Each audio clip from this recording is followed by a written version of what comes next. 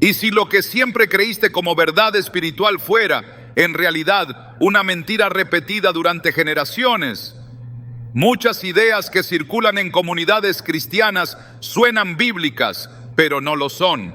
Jesús mismo advirtió sobre este peligro al decir: erráis, ignorando las Escrituras y el poder de Dios. Mateo 22:29.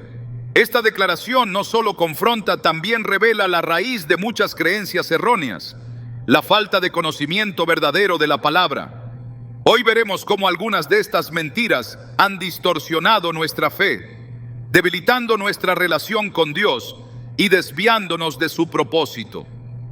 Revelaremos lo que la Biblia realmente enseña sobre 5 de las ideas más extendidas entre los creyentes.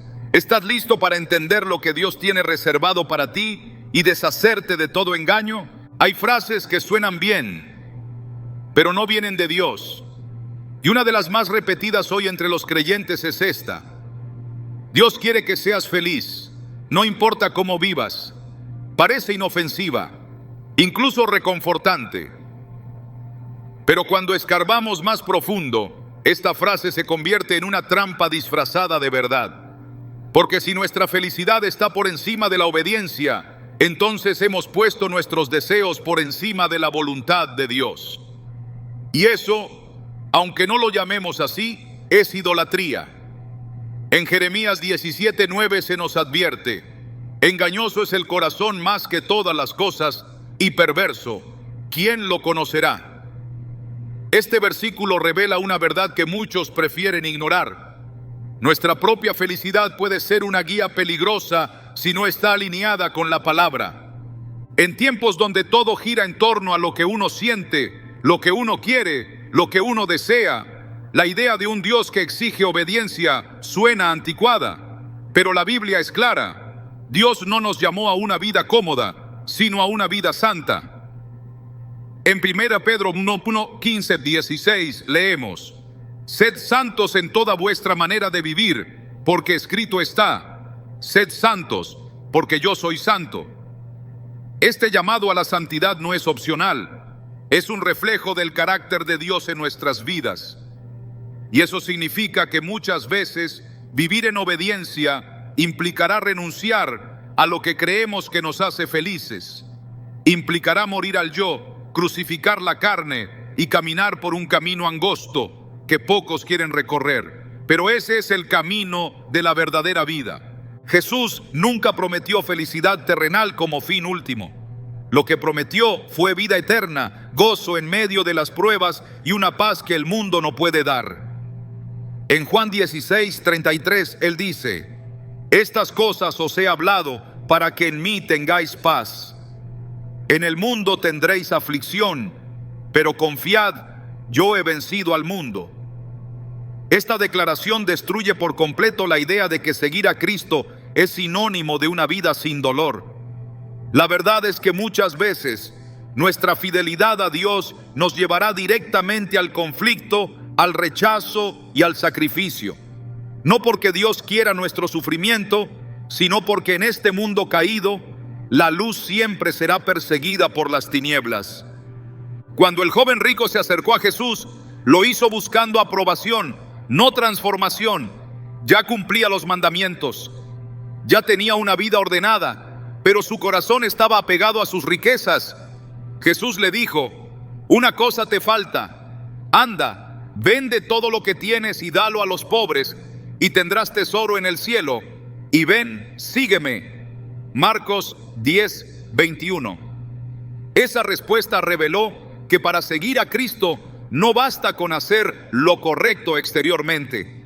Hay que rendirlo todo. Y muchas veces eso significará abandonar aquello que nos hace sentir bien, pero que nos impide avanzar hacia el verdadero llamado de Dios. La felicidad momentánea no puede reemplazar la eternidad. Esta mentira moderna también ha generado una teología diluida, donde se predica un evangelio sin cruz, una fe sin compromiso y una gracia barata que no transforma. Se habla de un Dios que quiere verte sonreír, pero no de un Dios que llama al arrepentimiento. Se enfatiza el amor, pero se silencia la justicia. Y sin darnos cuenta, hemos creado un ídolo, un Dios a nuestra medida, que valida nuestras decisiones y nunca nos confronta. Pero el verdadero Dios de la Biblia es fuego consumidor. Él es amor, sí, pero también es justo. Él abraza al pecador arrepentido, pero también resiste al soberbio que no quiere soltar su pecado. En Isaías 55, 8, 9, Dios declara: porque mis pensamientos no son vuestros pensamientos, ni vuestros caminos mis caminos. Como son más altos los cielos que la tierra, así son mis caminos más altos que vuestros caminos. Esto nos recuerda que lo que consideramos felicidad puede no tener nada que ver con el propósito eterno de Dios.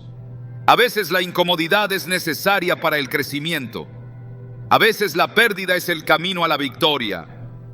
Y a veces lo que nos rompe el corazón es lo que Dios usa para mostrarnos quiénes somos realmente y hacia dónde debemos ir.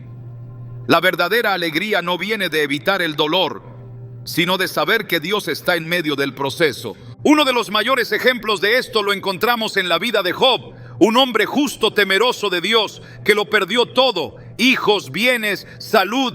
¿Fue porque no tenía fe? ¿Fue porque Dios no quería que fuera feliz? Al contrario, Job fue probado porque era fiel, y al final de su prueba, su fe fue purificada como el oro. Job 23:10 lo resume así: mas él conoce mi camino, me probará y saldré como oro. La historia de Job nos enseña que hay un propósito mayor detrás del dolor y que nuestra felicidad terrenal no es el termómetro del favor de Dios. A veces es en la oscuridad donde Dios nos revela su luz más gloriosa. Cuando miramos a los apóstoles encontramos hombres que lo dejaron todo por Cristo. Pedro fue crucificado, Pablo decapitado, Esteban apedreado, Juan exiliado. Ninguno vivió una vida feliz según los estándares del mundo, pero todos vivieron una vida con propósito, con plenitud, con eternidad en la mira, porque ellos entendieron que seguir a Cristo significa tomar la cruz. En Mateo 16, 24, 25, Jesús lo dijo claramente: si alguno quiere venir en pos de mí, niéguese a sí mismo, tome su cruz y sígame, porque todo el que quiera salvar su vida la perderá, y todo el que pierda su vida por causa de mí la hallará. Este es el camino del verdadero discípulo, no uno de placer inmediato, sino de propósito eterno. Y sin embargo, incluso dentro del sacrificio hay gozo. No es una contradicción, es un misterio del reino. Como Pablo escribió en 2 Corintios 6:10, como entristecidos, mas siempre gozosos, como pobres, mas enriqueciendo a muchos, como no teniendo nada, mas poseyéndolo todo. El gozo del creyente no depende de las circunstancias, sino de la presencia de Dios. Y ese gozo es más profundo que cualquier felicidad superficial, porque está arraigado en una esperanza viva, en un amor inquebrantable y en una fe que ha sido probada en el fuego. Muchos confunden el bienestar con la bendición, pero no todo lo que nos hace sentir bien proviene de Dios, y no todo lo que duele es del diablo. A veces lo que más nos incomoda es justamente lo que Dios está usando para moldearnos. Romanos 8:28 nos recuerda: y sabemos que a los que aman a Dios, todas las cosas les ayudan a bien. Esto es, a los que conforme a su propósito son llamados.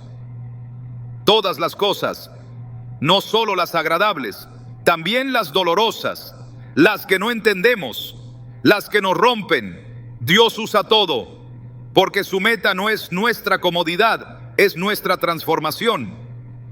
La mentira de que Dios quiere que seas feliz, no importa cómo vivas, también ha hecho que muchos ignoren el pecado en nombre de la aceptación. Se predica un Dios que te ama tal como eres, pero se omite que también te llama a cambiar. El amor de Dios no es permisivo, es transformador. Jesús no le dijo a la mujer sorprendida en adulterio: está bien, sigue así. Le dijo: vete y no peques más. Juan 8:11. Su amor fue radical, sí, pero también fue santo. Y ese mismo amor sigue llamándonos hoy, no a una felicidad superficial, sino a una libertad verdadera, que solo viene cuando dejamos el pecado y abrazamos su verdad. Los profetas del Antiguo Testamento enfrentaron esta misma distorsión. En Jeremías 6:14, Dios denuncia a los falsos profetas que decían paz, paz, cuando no había paz. Prometían bienestar cuando el pueblo estaba en rebelión.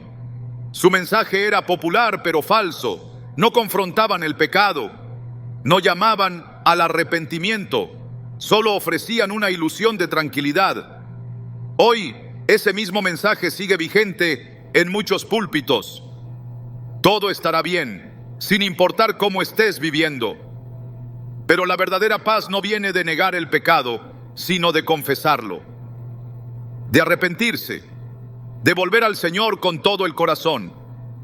Dios no está comprometido con tu felicidad, está comprometido con tu santidad. Y la santidad no siempre se siente bien. A veces duele, a veces requiere renuncia, a veces exige que nos apartemos de lo que más deseamos. Pero en esa entrega encontramos lo que ninguna felicidad del mundo puede dar: plenitud eterna. Como dice el Salmo 16:11, en tu presencia hay plenitud de gozo, delicias a tu diestra para siempre. Ese es el secreto. No se trata de vivir como uno quiere y pedirle a Dios que bendiga ese camino. Se trata de rendirse, de buscar su presencia, de caminar por su senda, aunque cueste, aunque duela, porque solo allí hay verdadera vida. Dios no es un genio de los deseos, no está aquí para cumplir caprichos, sino para guiarnos a la verdad. Y a veces esa verdad nos confronta, nos incomoda, pero también nos libera. Como Jesús dijo en Juan 8:32, y conoceréis la verdad, y la verdad os hará libres. La felicidad sin verdad es una cárcel con paredes pintadas de colores, pero la verdad, aunque duela, nos saca de la oscuridad y nos lleva a la luz. Y esa luz revela quiénes somos, qué necesitamos cambiar y hacia dónde debemos ir. Entonces la pregunta no es, ¿Dios quiere que seas feliz? La verdadera pregunta es, ¿estás dispuesto a ser santo, aunque eso implique renunciar a tu idea de felicidad? Porque al final, la felicidad que se construye fuera de la voluntad de Dios es frágil, es temporal, es una sombra. Pero el gozo que viene de caminar en obediencia es eterno, inquebrantable, firme. Y ese es el gozo que el enemigo no puede robar. La felicidad puede depender de las circunstancias, pero el gozo del Señor es tu fortaleza. Nehemías 8:10. Aquí es donde empieza el verdadero despertar. No en lo que el mundo llama felicidad, sino en lo que Dios llama propósito. No en la búsqueda de placer, sino en la entrega radical a aquel que lo dio todo por nosotros. Cristo no vino a hacernos felices, vino a salvarnos. Y al salvarnos nos dio acceso a algo mucho más profundo: su vida en nosotros, su espíritu guiándonos, su verdad transformándonos. Y ese regalo vale más que cualquier momento fugaz de bienestar, porque cuando entendemos esto, dejamos de buscar una vida cómoda y empezamos a vivir una vida con propósito. Y es ahí, en esa rendición total, donde descubrimos que el gozo no es la ausencia de dolor, sino la certeza de su presencia. Y esa certeza lo cambia todo. Hay quienes creen que si tienen fe, todo les irá bien, que si confían en Dios de verdad, nada malo les sucederá. Y cuando la tormenta llega, cuando las lágrimas no se detienen, cuando el dolor aprieta y no hay respuesta aparente, concluyen que su fe ha fallado. O peor, que Dios los ha abandonado. Esta mentira ha herido a muchos corazones sinceros. Ha llevado a creyentes fieles a dudar de su valor espiritual. Ha hecho que el sufrimiento parezca incompatible con la vida cristiana. Pero la palabra de Dios jamás prometió una existencia libre de aflicciones. Al contrario, en 1 Pedro 4:12 se nos dice con claridad: amados, no os sorprendáis del fuego de prueba que os ha sobrevenido, como si alguna cosa extraña os aconteciese. El sufrimiento no es una señal de derrota, sino muchas veces una evidencia de que estamos siendo purificados para algo mayor. Jesús nunca ocultó la realidad del sufrimiento a sus seguidores. En Juan 16:33, Él fue contundente: en el mundo tendréis aflicción, pero confiad, yo he vencido al mundo. Estas palabras no solo preparan al creyente para los tiempos difíciles, también afirman que la victoria ya está asegurada, incluso cuando las circunstancias parezcan contrarias. La fe no es un escudo contra la dificultad, es la fuerza que permite atravesarla sin rendirse. La fe verdadera no exige una vida fácil. La fe verdadera brilla con más intensidad cuando todo a su alrededor se oscurece. La Escritura está llena de ejemplos de hombres y mujeres justos que pasaron por momentos de gran sufrimiento, no por falta de fe, sino precisamente por su fidelidad. En Hebreos 11, el capítulo conocido como la Galería de los Héroes de la Fe, se nos presentan historias de obediencia, valor y milagros, pero también de azotes, prisiones, persecución y muerte. El versículo 36 en adelante dice: otros experimentaron vituperios y azotes, y a más de esto prisiones y cárceles. Fueron apedreados, aserrados, puestos a prueba, de los cuales el mundo no era digno. Estos hombres y mujeres no fueron abandonados por Dios, fueron sostenidos por Él, aun cuando el mundo los rechazó y el dolor los envolvió. La fe no los libró del sufrimiento, pero los mantuvo firmes en medio de él. Uno de los errores más comunes al interpretar las promesas bíblicas es asumir que todas implican bienestar inmediato. Se recitan pasajes como todo lo puedo en Cristo que me fortalece, sin entender el contexto. Filipenses 4:13 no fue escrito en un palacio, sino desde una prisión. Pablo, encarcelado, privado de libertad y rodeado de adversidad, escribe acerca de la fortaleza que viene de Cristo. La verdadera enseñanza de este versículo no es que podemos lograr todo lo que deseamos, sino que en cualquier situación, buena o mala, podemos mantenernos firmes si nuestra fuerza proviene de Dios. La fe no es una varita mágica que elimina el dolor. Es la convicción inquebrantable de que Dios es fiel, incluso cuando no entendemos lo que hace. Cuando el sufrimiento llega, muchas veces trae consigo una pregunta silenciosa que perfora el alma: ¿por qué? Y es allí donde la mentira cobra fuerza, susurrando que si el dolor ha llegado, entonces algo en nuestra fe debe estar mal. Pero Dios nunca nos prometió comprensión completa, sino presencia constante. Isaías 43:2 lo declara con poder: cuando pases por las aguas, yo estaré contigo, y si por los ríos, no te anegarán. Cuando pases por el fuego, no te quemarás, ni la llama arderá en ti. Este versículo no evita las aguas ni el fuego, los afirma. Son parte del camino, pero junto con ellos se nos promete una compañía inquebrantable. Dios no siempre cambia las circunstancias. A veces cambia al corazón que las atraviesa. El sufrimiento tiene un propósito en el reino. No es un castigo para el que cree, sino una herramienta que forma, pule y prepara. Romanos 5:3-4 nos enseña: y no solo esto, sino que también nos gloriamos en las tribulaciones, sabiendo que la tribulación produce paciencia, y la paciencia prueba, y la prueba esperanza. En este proceso divino, el dolor no es una pérdida, sino una inversión eterna. Nada de lo que se sufre en Cristo es en vano.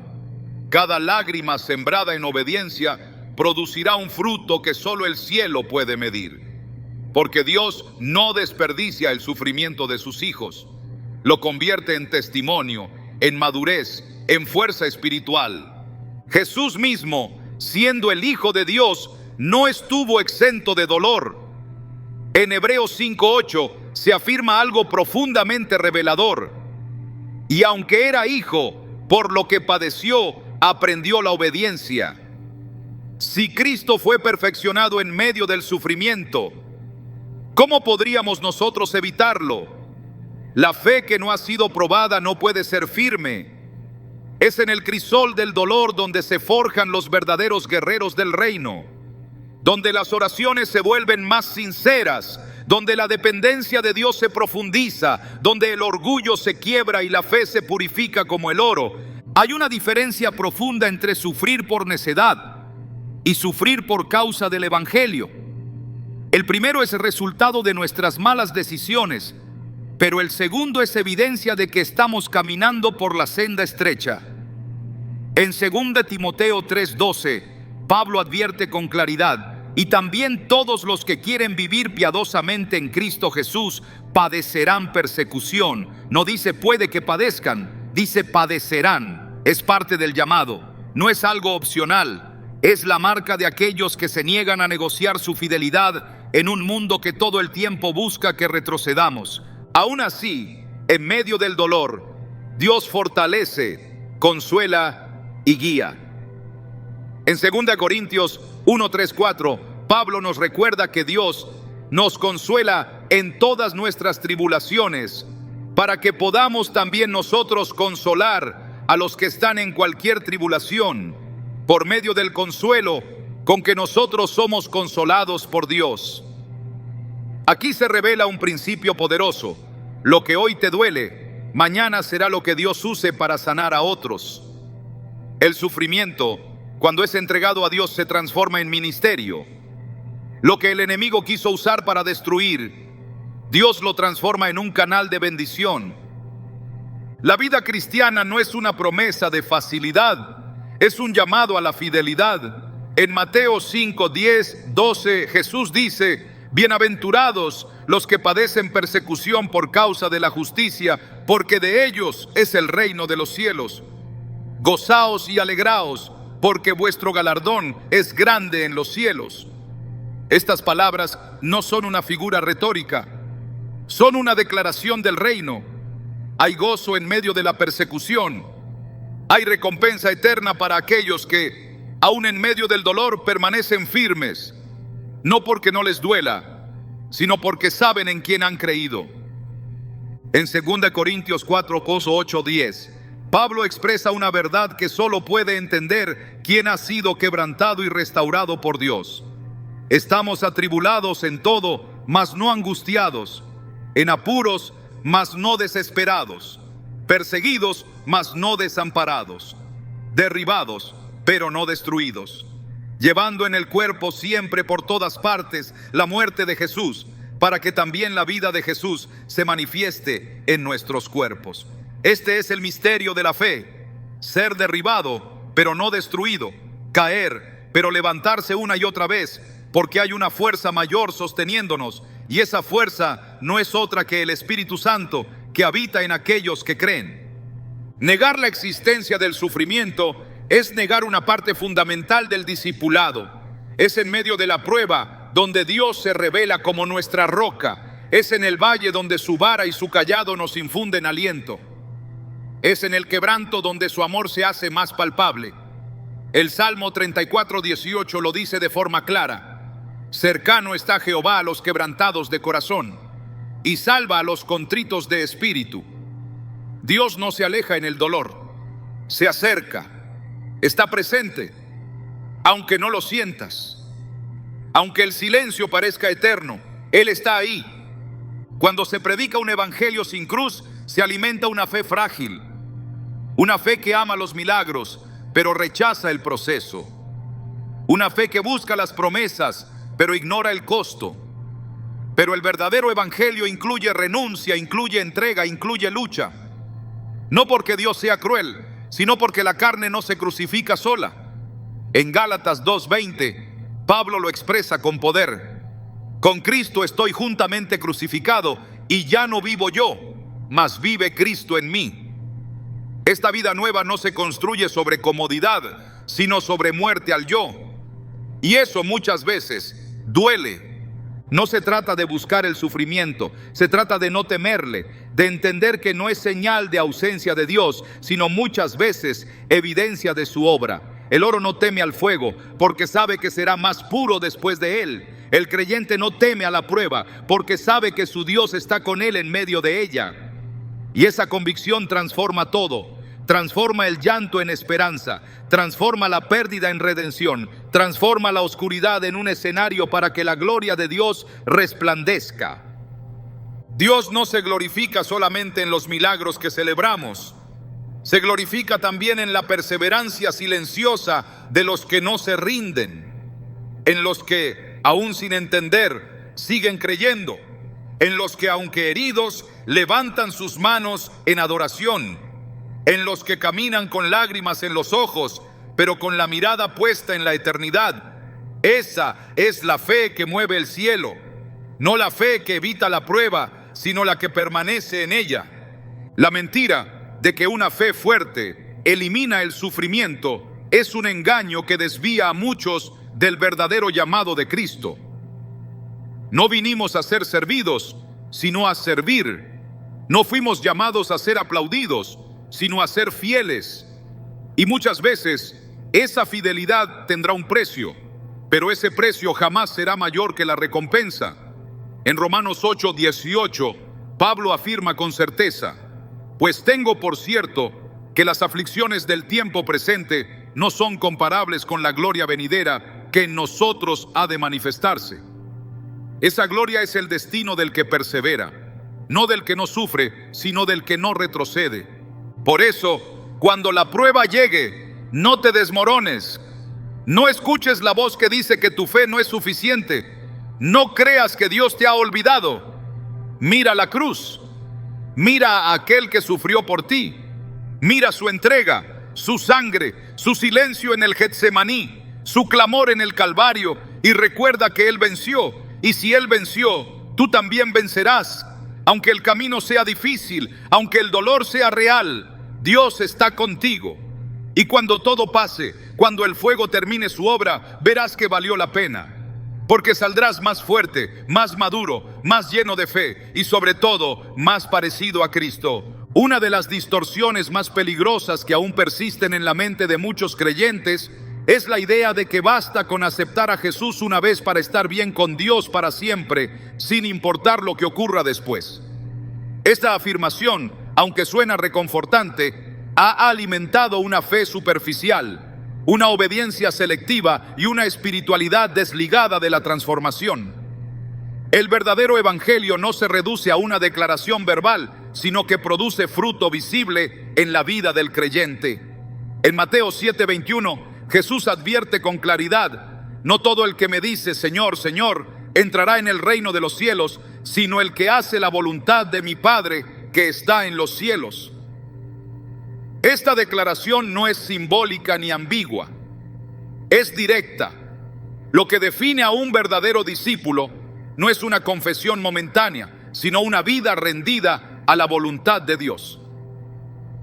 El error comienza cuando se confunde el inicio de la fe con su plenitud. Aceptar a Jesús es el punto de partida, no la meta. Es el primer paso en un camino de entrega diaria, de crecimiento continuo, de obediencia progresiva. En Filipenses 2:12, Pablo exhorta a los creyentes a ocuparse en su salvación con temor y temblor. No porque la salvación dependa de obras, sino porque una fe auténtica produce reverencia, compromiso y transformación real. La salvación es por gracia, pero esa gracia no es estática. Nos empuja, nos moldea, nos lleva a reflejar a Cristo en cada área de la vida. Una fe sin cambio no es fe, es una ilusión peligrosa. Jesús habló con dureza contra la hipocresía espiritual. En Mateo 23:27, comparó a los fariseos con sepulcros blanqueados, hermosos por fuera, pero llenos de muerte por dentro. Esta imagen describe a la perfección lo que sucede cuando alguien cree que basta con haber hecho una oración en el pasado para estar bien con Dios, mientras su corazón permanece lejos de Él. La fe verdadera no se oculta, no se estanca, produce fruto. Jesús lo dijo en Juan 15:5: el que permanece en mí y yo en él, éste lleva mucho fruto. La clave no es haber empezado, sino permanecer. No se trata de una decisión emocional, sino de una vida rendida. En el Evangelio según Lucas capítulo 8, Jesús explica la parábola del sembrador. Una de las semillas cayó entre las piedras y brotó rápidamente, pero no tenía raíz. En el tiempo de la prueba, se secó. Esta semilla representa a aquellos que reciben la palabra con gozo, pero no profundizan, no echan raíces. Y cuando llegan las dificultades, su aparente fe desaparece. Esto muestra que la fe inicial, sin profundidad, no es suficiente. No basta con una emoción momentánea. Lo que Dios busca es perseverancia, madurez, permanencia. En Apocalipsis 2:10, Jesús dice: sé fiel hasta la muerte, y yo te daré la corona de la vida. No hasta el primer obstáculo, no hasta que pase el entusiasmo, hasta la muerte. La Biblia también habla de aquellos que, conociendo la verdad, regresan a su antigua vida. En 2 Pedro 2:20-22 se describe este retorno al pecado con palabras duras. Dice que es peor para ellos haber conocido el camino de la justicia y luego apartarse. La imagen es fuerte, como el perro que vuelve a su vómito o la puerca lavada que regresa al fango. Esto nos revela que aceptar a Cristo no es una licencia para vivir como uno quiera. Es un llamado a una vida nueva, a una separación radical del pecado, a una santidad práctica que se evidencia en las decisiones cotidianas. En Romanos 6:1-2, Pablo confronta esta misma mentalidad. ¿Qué pues diremos? ¿Perseveraremos en el pecado para que la gracia abunde? En ninguna manera. La gracia no es excusa para la desobediencia. Es el poder de Dios para decirle no al pecado. Es la fuerza que nos capacita para vivir como Jesús vivió. Pensar que se puede recibir a Cristo y seguir viviendo igual es no haber entendido la cruz. Porque en la cruz no solo murió nuestro pecado, también murió nuestro antiguo yo. Y si hemos resucitado con Cristo, entonces debemos andar en novedad de vida, como enseña Romanos 6:4. No hay espacio para una fe que no transforma. La salvación no es un evento aislado, es una obra continua del Espíritu en el corazón del creyente. En 2 Corintios 3:18 se nos dice que somos transformados de gloria en gloria, como por el Espíritu del Señor. Esta transformación es progresiva, pero real, es visible, se manifiesta en la manera en que hablamos, en lo que elegimos, en cómo tratamos a los demás, en lo que hacemos en secreto. Una vida que dice seguir a Cristo, pero no refleja a Cristo, está en peligro. El árbol se conoce por su fruto, y el fruto no se produce por accidente, sino como resultado de una conexión vital con la vid verdadera. Jesús también advirtió que habría muchos engañados en el día final. En Mateo 7:22-23, Él dice que muchos le dirán: Señor, Señor, ¿no profetizamos en tu nombre y en tu nombre echamos fuera demonios? Y Él les responderá: nunca os conocí. Apartaos de mí, hacedores de maldad. Este pasaje no habla de incrédulos, habla de personas religiosas, activas, visibles, pero sin relación genuina con el Señor. Su error fue creer que la actividad espiritual bastaba, que los actos externos compensaban una vida sin santidad. Pero el Señor no busca performance, busca obediencia, busca corazones íntegros, busca relación, no religiosidad. La carta a los Hebreos también advierte sobre la necesidad de perseverar. En Hebreos 3:14 se afirma: somos hechos partícipes de Cristo, con tal que retengamos firme hasta el fin nuestra confianza del principio. Aquí se introduce una condición: permanecer firmes hasta el fin.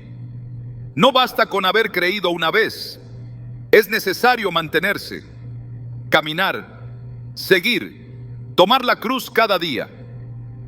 Y esa constancia solo es posible por medio de la gracia activa del Espíritu Santo que obra en el creyente para llevarlo a la madurez. La gracia de Dios no solo nos salva, nos enseña.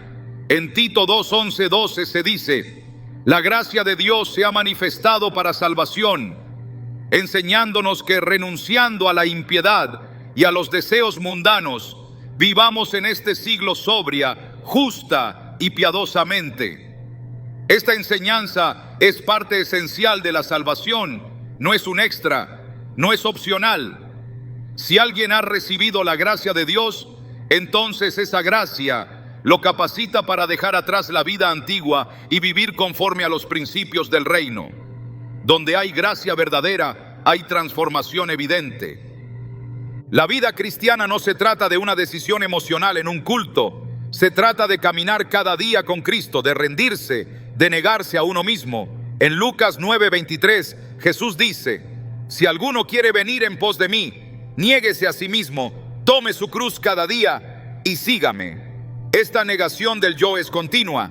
No es un acto puntual, sino una actitud permanente. Requiere disciplina, entrega, perseverancia.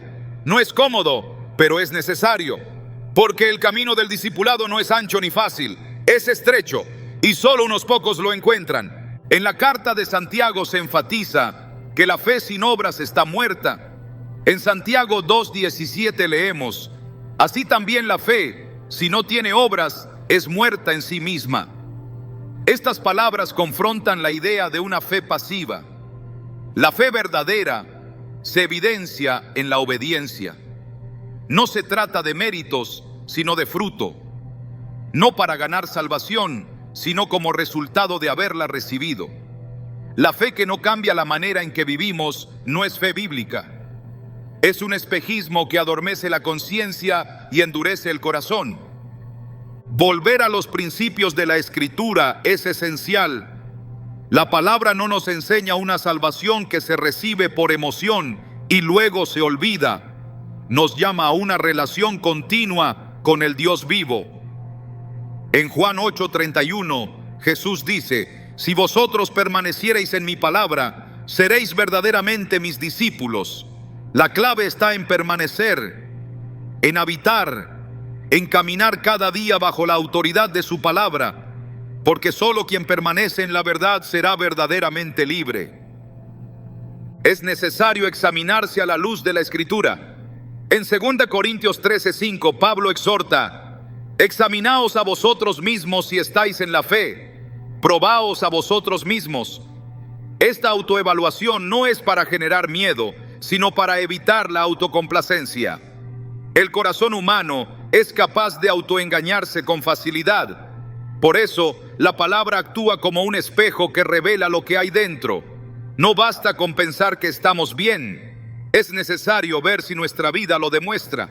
El Espíritu Santo no solo consuela, también convence, guía, corrige y santifica. En Juan 16:8 se dice que Él convencerá al mundo de pecado, de justicia y de juicio. Su obra en el creyente va más allá del sentimiento. Él produce fruto: amor, gozo, paz, paciencia, benignidad, bondad, fe, mansedumbre y dominio propio. Estos frutos son la evidencia de una vida conectada a Dios, una vida que ha sido transformada desde dentro. Donde el Espíritu gobierna, hay obediencia. Donde el Espíritu habita, hay santidad. La gracia de Dios no se puede usar como justificación para una vida desenfrenada. En Judas 1:4 se denuncia a quienes convierten en libertinaje la gracia de nuestro Dios. Esta manipulación del mensaje ha causado mucho daño, pero el llamado sigue siendo el mismo: vivir en temor reverente, guardando el corazón, anhelando parecerse cada día más al Hijo. No porque temamos perder el cielo, sino porque hemos entendido el valor de lo que se nos ha dado. Una fe sin compromiso no honra a Dios. Una gracia que no transforma no proviene de Él. Aceptar a Jesús no es un punto final. Es el inicio de un proceso de rendición. La fe que salva es una fe que permanece. La gracia que rescata es una gracia que transforma. El amor que nos redimió es un amor que demanda respuesta. Por eso, quien verdaderamente ha conocido al Salvador no puede seguir siendo el mismo, porque cuando Cristo entra, todo cambia. Y ese cambio no es una carga, es un privilegio. Es el reflejo de que algo eterno ha comenzado en el alma. Y quien ha sido tocado por esa verdad no vuelve atrás, camina, persevera y al final recibe la corona de vida. Una de las ideas más peligrosas que aún se repiten entre cristianos sinceros es la creencia de que por el simple hecho de haber entregado su vida a Cristo, el enemigo ya no tiene ninguna posibilidad de afectarlos. Esta suposición ha llevado a muchos a bajar la guardia, a vivir sin vigilancia espiritual y a ignorar las advertencias que la palabra repite una y otra vez con absoluta claridad. No se trata de vivir con miedo, sino de entender que la guerra espiritual no termina con la salvación. De hecho, en muchos casos, comienza justo ahí. En 1 Pedro 5:8, el apóstol nos exhorta con palabras firmes: sed sobrios y velad, porque vuestro adversario el diablo, como león rugiente, anda alrededor buscando a quien devorar. Esta advertencia no fue escrita a incrédulos, sino a creyentes, a personas que ya caminaban con Cristo, pero que debían permanecer despiertas, alertas, firmes. La conversión no es una barrera que impide el ataque, es una declaración de guerra en el mundo espiritual. Cuando alguien decide vivir para Dios, pasa automáticamente a ser un objetivo estratégico del enemigo, no porque esté en derrota, sino precisamente porque representa una amenaza para las tinieblas. El error comienza cuando se piensa que la protección de Dios equivale a una vida sin oposición. Pero los mismos textos bíblicos muestran que los siervos más fieles enfrentaron pruebas intensas, resistencias demoníacas, ataques directos contra su integridad, su mente, su cuerpo y su llamado. No estaban desprotegidos, pero sí estaban en batalla.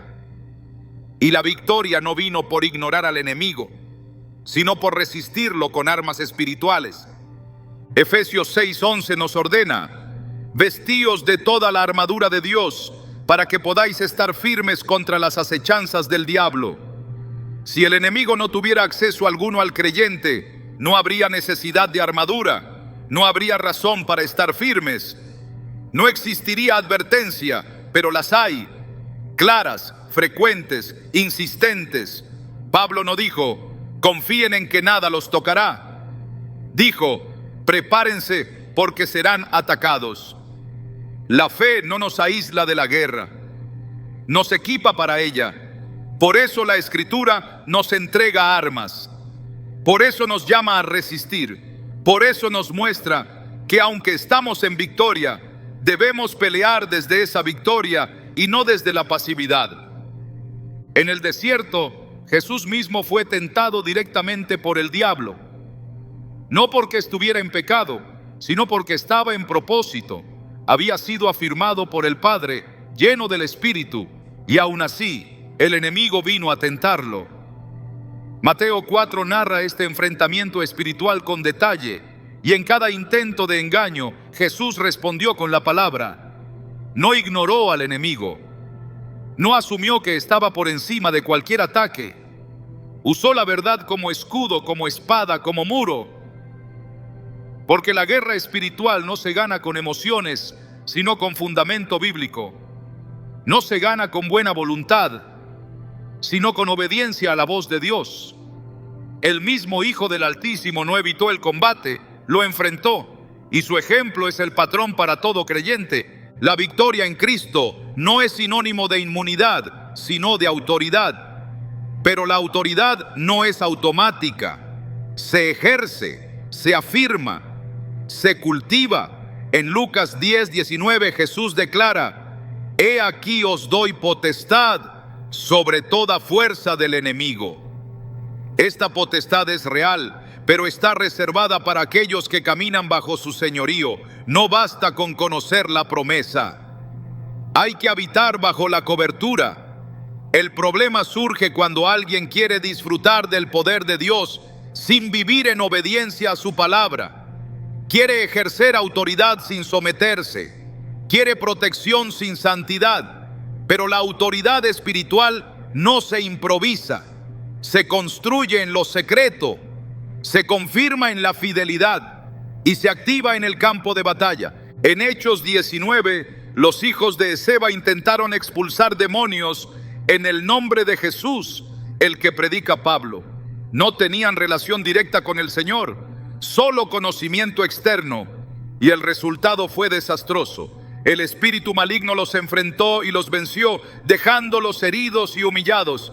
El enemigo no teme al lenguaje religioso, teme a la autoridad verdadera, aquella que nace de la comunión profunda con el Padre, aquella que se respalda en una vida entregada, aquella que no solo conoce el nombre de Jesús, sino que vive bajo su dominio. Es por eso que la guerra espiritual no es un tema de teoría, sino de identidad. El que sabe quién es en Cristo pelea desde una posición firme, pero el que vive sin discernimiento expone su vida a vulnerabilidades peligrosas. En 2 Corintios 2:11, Pablo habla de perdonar para que Satanás no gane ventaja alguna sobre nosotros, pues no ignoramos sus maquinaciones. Esta afirmación es poderosa.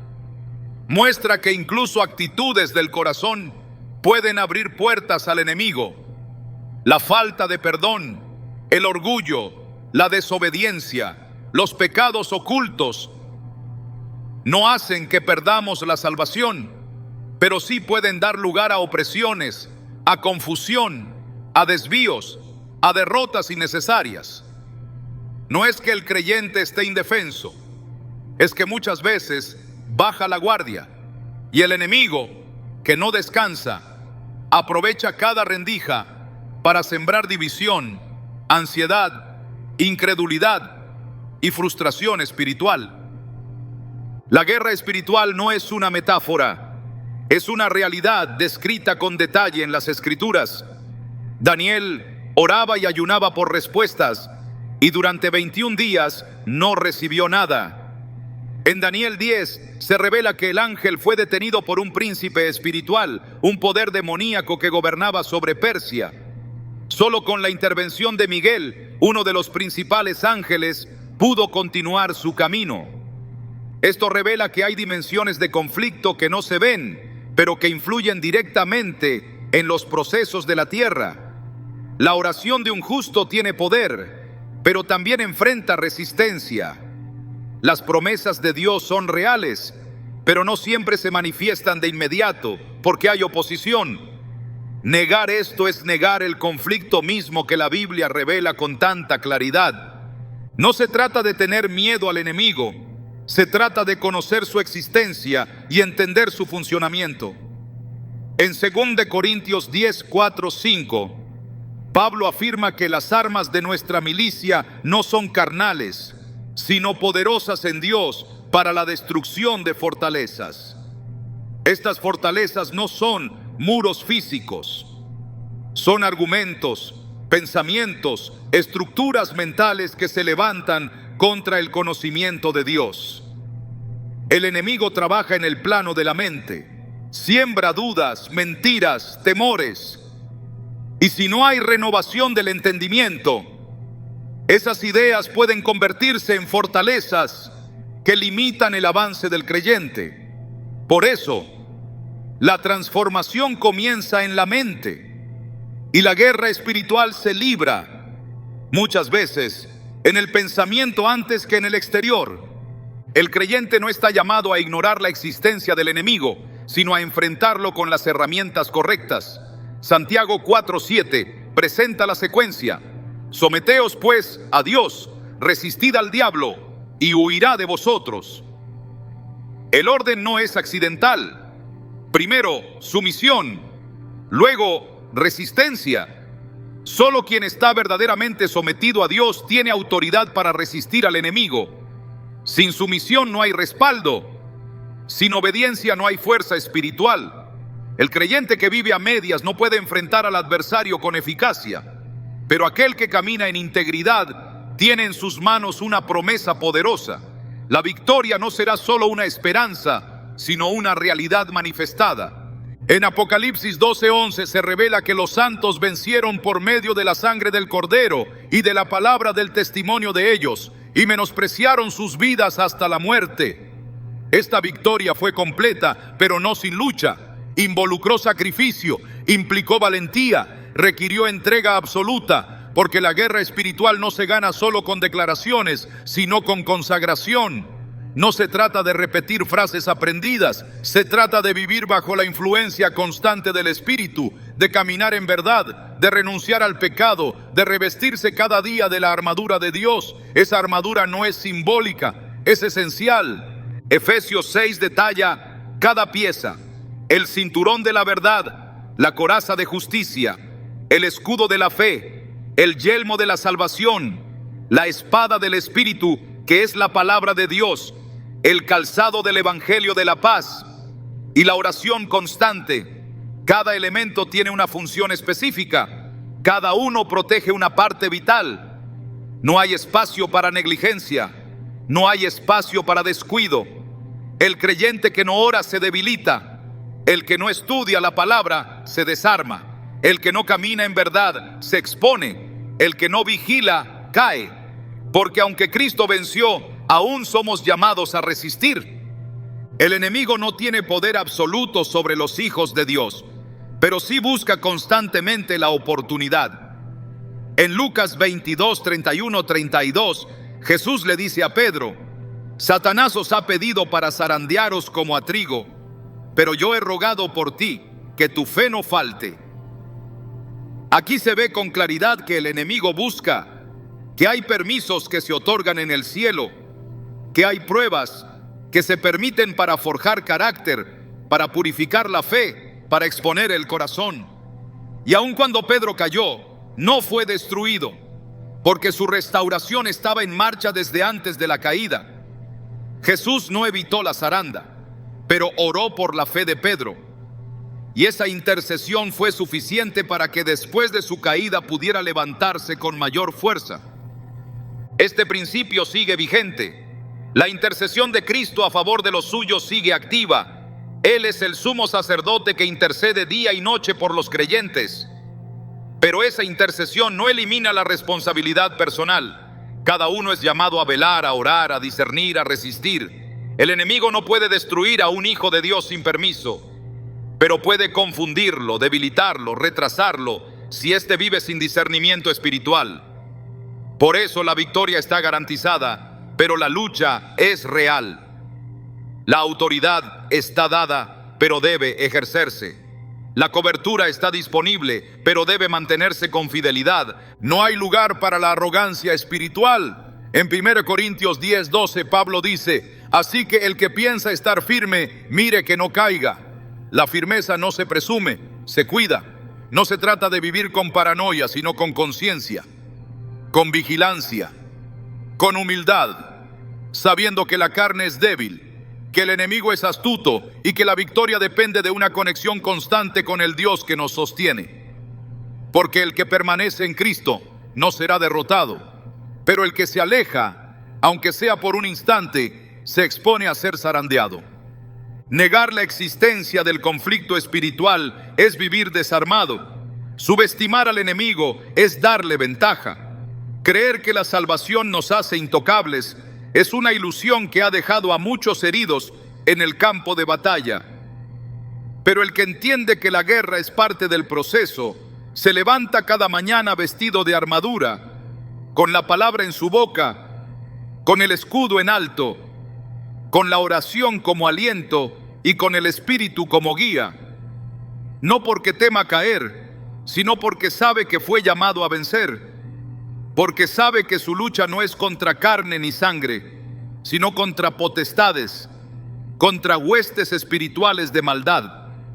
Porque sabe que aunque la batalla es real, la victoria es segura para quienes permanecen en el Señor y no bajan la guardia. Una de las distorsiones más sutiles y peligrosas es pensar que como Dios es amor y comprende nuestra debilidad, no importa si seguimos pecando. Esta idea se reviste de ternura, pero contradice la esencia de la gracia y deshonra la santidad de Dios. Confundir misericordia con permisividad es torcer el mensaje del Evangelio. En Romanos 6, 1 o 2, Pablo plantea con firmeza: ¿Perseveraremos en el pecado para que la gracia abunde?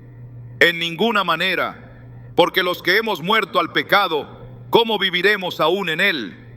La gracia no fue dada para justificar la continuidad del pecado, sino para capacitar al creyente a dejarlo atrás. El amor de Dios no excusa la desobediencia, la transforma. La cruz no es licencia para la indiferencia moral, es el punto donde el pecado fue juzgado con toda su gravedad. En 1 Pedro 2:24 se declara que Cristo llevó él mismo nuestros pecados en su cuerpo sobre el madero, para que nosotros, estando muertos al pecado, vivamos a la justicia. La evidencia de haber sido alcanzado por ese sacrificio es un deseo profundo de vivir en obediencia. La idea de que podemos seguir fallando intencionalmente, confiando en que Dios lo entenderá todo, no solo minimiza el costo de la cruz, sino que endurece el corazón contra la convicción del Espíritu Santo. En Hebreos 10, 26, 27 se advierte con severidad: si pecáremos voluntariamente después de haber recibido el conocimiento de la verdad, ya no queda más sacrificio por los pecados, sino una horrenda expectación de juicio. El pecado deliberado, sostenido bajo la excusa de que Dios me entiende, es un menosprecio a la sangre de Cristo. No se trata de caer ocasionalmente y arrepentirse sinceramente. Se trata de justificar el mal y persistir en él sin temor, como si la gracia fuera un refugio para continuar en la oscuridad. Pero la luz no cohabita con las tinieblas. Dios, en su paciencia, llama una y otra vez al arrepentimiento. En Apocalipsis 2:5, el Señor habla a la iglesia con estas palabras: recuerda por tanto de dónde has caído y arrepiéntete y haz las primeras obras. El arrepentimiento es más que una emoción momentánea. Es un cambio de dirección, una renuncia interna y externa al pecado. Dios entiende nuestra fragilidad, pero también exige integridad. Su amor no anula su justicia. Ambas conviven en perfecta armonía. No hay nada más destructivo para la vida espiritual que normalizar lo que Dios condena. La gracia no es una excusa, es una puerta. Y solo los que la cruzan con humildad y verdad hallan libertad. Porque el que ha sido verdaderamente perdonado no se acomoda en el pecado, corre de él y busca con toda el alma vivir una vida digna del llamado que ha recibido. La dificultad no es sinónimo de error. Pensar que todo lo que cuesta, todo lo que exige esfuerzo, todo lo que incomoda, no proviene de Dios, es ignorar la manera en que Él ha obrado desde el principio. Esta mentira ha paralizado llamados, ha sembrado dudas en corazones valientes y ha llevado a muchos a abandonar procesos que estaban diseñados por el cielo. La voluntad de Dios no siempre se manifiesta en caminos suaves. Muchas veces se revela en sendas estrechas, en desiertos prolongados, en batallas intensas donde solo la fe puede sostenernos. En Mateo 7:14, Jesús fue claro: angosto es el camino que lleva a la vida, y pocos son los que lo hallan. El camino angosto no solo es verdadero, es necesario. Lo difícil no niega la voluntad de Dios, muchas veces la confirma. Moisés fue llamado a liberar a Israel, y lo primero que encontró fue resistencia. Faraón no soltó al pueblo por una simple petición. El corazón del opresor se endureció.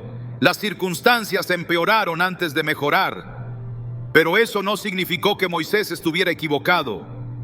Significó que estaba en medio de un plan mayor, donde cada obstáculo era parte del proceso divino para manifestar su poder.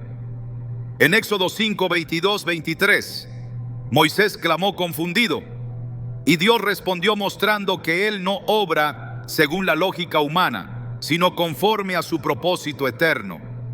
Lo difícil, lo tardado, lo costoso, muchas veces es la preparación para una liberación mayor.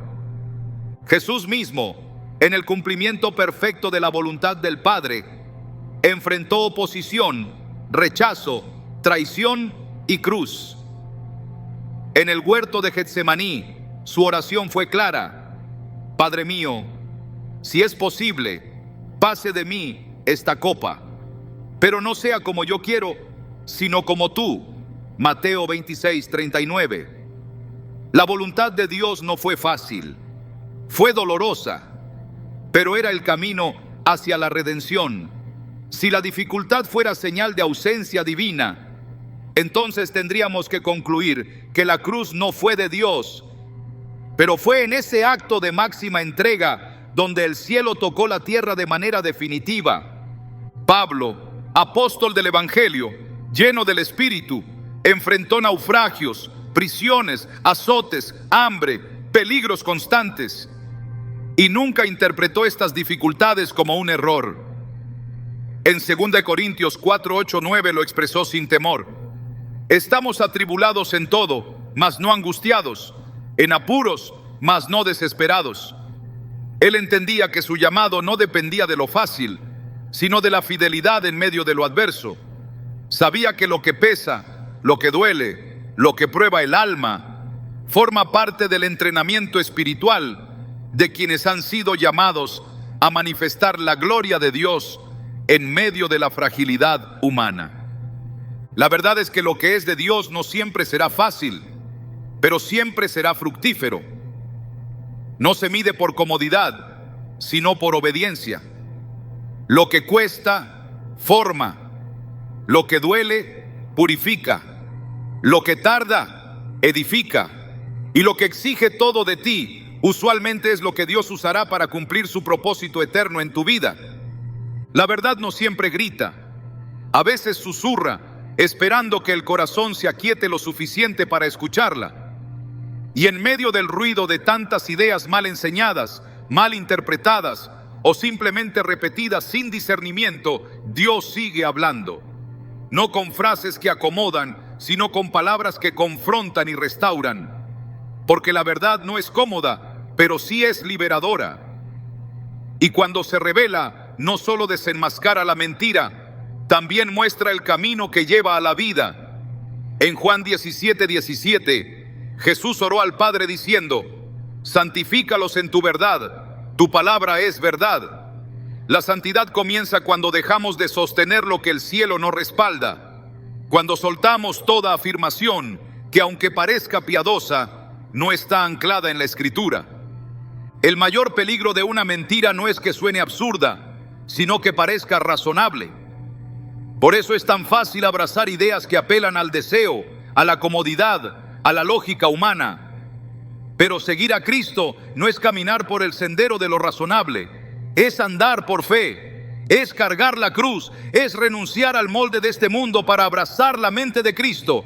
Y eso implica romper con toda creencia que no resista la luz de la palabra. No importa cuán aceptada esté, no importa cuán buena parezca, si no produce obediencia, si no conduce a la santidad, si no apunta a la verdad, no proviene de Dios. El llamado ahora es más urgente que nunca, no solo a conocer la verdad, sino a amarla. Porque no basta con tener acceso a la Escritura, es necesario tener hambre por ella. La generación que más Biblias tiene es también la que más ha distorsionado su contenido. No por falta de letra, sino por escasez de temor reverente. Por eso el clamor hoy no es por más información, sino por más discernimiento.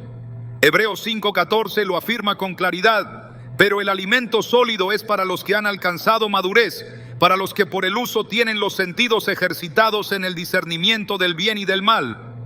El crecimiento espiritual exige un corazón dispuesto a examinarlo todo, a dejarse incomodar, a rendir cada pensamiento a la obediencia de Cristo.